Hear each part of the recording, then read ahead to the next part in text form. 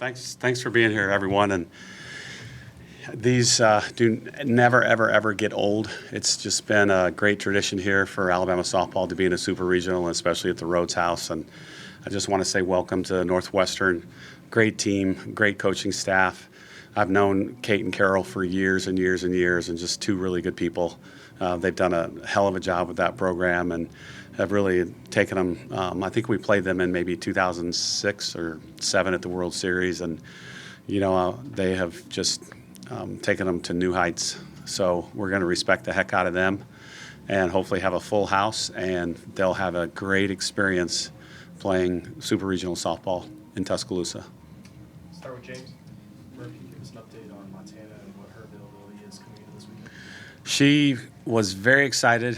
She FaceTimed me this morning and had gone over to see Dr. Kane again and the PT, and they both are working overtime, and I don't want to possibly say miracles, but they've been doing great.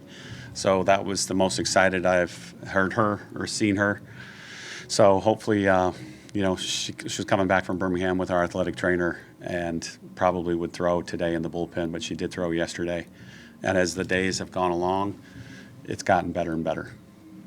I wanted to ask a follow-up on that as far as what she's been able to do and just to stay loose.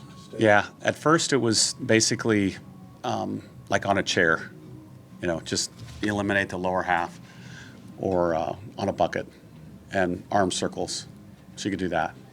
And then gradually they got the brace, fitted her for this specific brace. And then eventually she got to take a stride. They readjusted the brace, did something different that way above my pay grade and smarts. And then, they ask her, how did it feel? And what, based on the feedback, they readjust the brace. And then the other day she said it felt fine. So that's the first time she said that. So, Sunday was the toughest day of my entire coaching career. 1,000 things going through my head, and I'm sure 1,000 things are going through their heads, and Montana's, and the fans, and you guys. And it was just overwhelming to say the least. And thank goodness it turned out the way it did, because that's probably the best way that it could have turned out for all of us. Yeah, well, it was correct that she was available if needed. She was, yeah. So she's available this week, maybe? Yes, sir. Damn, you're smart. And I know you've thought about it, but I suspect, let me guess, you're not going to share your plan. No, I'm not. You're smart again. Mike, and just for both players to have that 14 innings on Sunday, and kind of have that relief at the end of it, just the whole season, kind of the ups and downs. What does it mean to be here now with the chance to win a couple games and go to a World Series? I mean, it was pretty exciting at the end of both games. Murph had asked, those who have been to the World Series to raise their hands, and there was only a few. And so our goal was just to get the seniors there and get the whole team back there. And so it's really exciting to be here this weekend. Yeah, and I know super regionals and even regionals alone are never promised. And as a fifth year, just being able to know that I can wear the jersey one more time meant the world. And these girls are awesome, and I cherish every moment I have with them. So knowing I get one more week of practice and one more weekend of games is awesome. Everyone? Welcome back. Speaking of pitchers, you got a good one coming to town with Danielle Williams. Just talk a little bit about. Oh, This happened last week. okay. It's a good one. Hey, hallelujah. Yeah, good sign. Exact time. The heck. Yeah, just talk about her and with the challenge of facing a pitcher like her. Great young lady. We had recruited her. Obviously, she's very, very, very smart. Great school, The thing that really poses the problem is, number one, she's left-handed, but she probably has the best changeup in the country as a left-hander, and you just don't see that very often. We face some lefties, but not with the changeup. And, if you watch the regional at their place, she'll throw it at any count, any time, bases loaded, full count, 3 pitches in a row to one young lady. So it is a deadly pitch, and that's the biggest thing I'm worried about is just she's a really good pitcher. She's a senior, And they're a good team. They won the Big Ten, and then they followed it up, and they won the tournament as well. So they're 2 for 2, in Big Ten championships this year. James? Building off of that question for both players, just with Williams' ability to throw that changeup as a lefty, just what's the mindset going into the box when you know you're going to be facing her? Yeah, I know. We've seen a lot of really good pitching all year, and she's definitely one of the best that we're going to see this year also. So just respecting her and then just sticking to our game plan throughout the weekend. You said it perfect. Anyone else? What's the, Aaron? Go ahead, Emma. what's the mindset for, as a hitter, going up against a lefty as compared to a righty? What changes with your philosophy? Honestly, we watch a lot of film, and so just watching that, and we are thankful to have Lauren on our team this season, and so we've been facing her a lot this week to prepare for that, and so I think those are the two main things that we look at and we work on. Yeah, I think, too, just continuing to trust ourselves because she is really good. But like I said, we kind of faced a lot of really good pitchers all year. So kind of building on all those games and trusting the work we've put in the rest of the season, too. Carrie? Murph, with how long you've been a coach and fresh off those emotions of Sunday, how different is this team in this year to you, if you can put that into words at this point of the season? I think the greatest thing about this team, or maybe one of the biggest differences, is they never allowed a setback to define them, to hold them back. They always push forward. They definitely, and I've said it over and over and over, and it's probably a cliche by now, but a growth mindset, attitude, they have it. We lost the first game of the year to a really good Lehigh team. Not a lot of people knew they were a really good team, but we did. And a lot of people thought the sky was falling in Tuscaloosa over the Rhodes House, but not them. And yeah, it was a setback, and we were disappointed, but they never, ever let that stop them. And, a lot of people can learn a lot of things from them. The grit, the resiliency, the determination. When Montana got hurt, that segment on the mound in Fayetteville will be used at coaches' clinics for the rest of the time. Guaranteed. They will say, this young lady had a setback. 8 seconds later, she's telling her team where to go, how many outs, who's up to bat, and what to do with the ball. I mean, that's just a snapshot, a perfect snapshot of this year's team.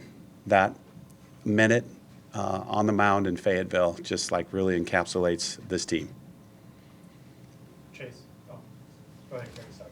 That's okay. I just can follow up with the ladies. Just with that said, obviously you have a great coach and a great coaching staff behind you, but you were the ones out there on the field. To that credit of just having that mindset, at what point of the season did you know that this team had that kind of grit to go through whatever adversity was going to be thrown? I think from the beginning, like Murph said, we've always had ups and downs this season, wins and losses, and so getting through that as a team and always sticking together, I think, is what really showed for us.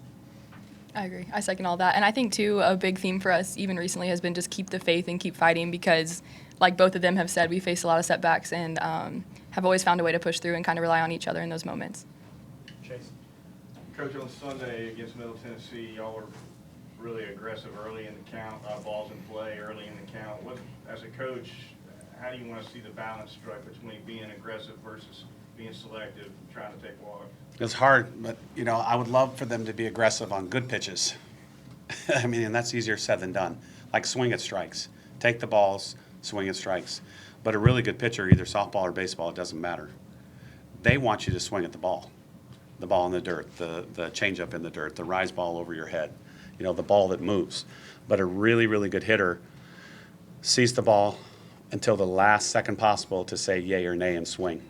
And, you'll see pitchers get swing and misses, and, the average fan will be like, why the hell did she swing at that? That was, a foot outside, but it had great movement. And it fools you. And we're starting to get into tunneling like baseball, where every pitch comes in at the same exact height, and then at the last second, 6 feet from the batter, it goes down, it goes sideways, it goes up, it changes speed. And we're starting to do that in softball as well. So it's kind of scary thinking about it because it's going to be even harder on the hitter because there's some really, really good pitchers out there. And but have a plan. Stick with your plan. Okay. Don't go sideways if you go, at the first pitch is a strike. You don't switch your plan because of one pitch.